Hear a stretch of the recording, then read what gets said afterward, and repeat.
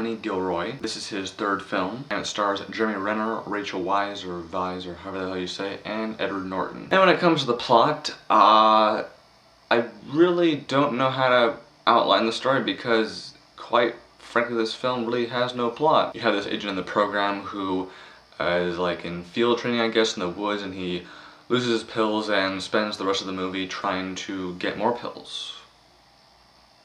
Yeah, I'll just say that's the plot. Much like Abraham Lincoln, Vampire Hunter, and Total Recall, this film was a huge, and I mean huge, letdown. I didn't expect to love it, but I mean, come on, you could have done so much better. Jeremy Renner is one of my favorite actors. I loved him in The Town, Mission Impossible 4, and Avengers. I loved him in all three of those films. But the thing is, like, he just doesn't have that much to do here. Like, honestly, his introduction in this film is one of the worst intros to a character I've ever seen, like, ever. Then you have the script, which is, yeah,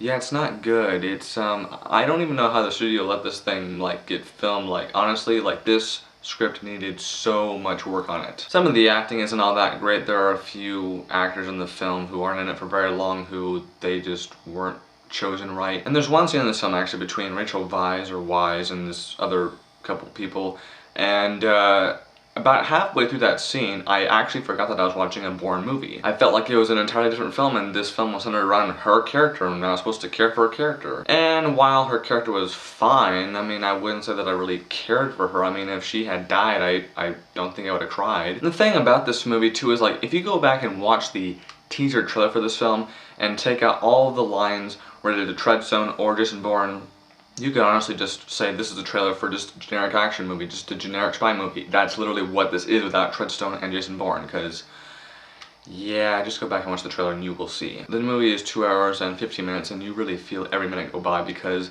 there's hardly any action, and you know, without action, these movies can go pretty damn slow. And you know, one of the staples of these films was the action scenes, because whenever you hear somebody talking about the Bourne movies, you don't really hear them talking about the dramatic scenes. I mean, you may, but it's unlikely. There's, I want to say like 3 or 4, and they're like short action scenes. The action overall was just very sparse and it needed to be more consistent. I mean, I don't need a film that has, you know, a lot of action like Transformers to keep me entertained, because I have seen films, off the top of my head, Ides of March. A lot of dialogue, but I was still entertained. But this movie, the dialogue just does not sustain your attention. So if you are a fan of this franchise, I'm gonna say rent it. Do not, I repeat, do not go out to the theater and spend your hard-earned cash on this movie. Rent it, if you want to see it. If not, then no, skip it, because we were better off with just the trilogy. Trilogy was great. I don't know why they felt they need to go out and make a 4th one.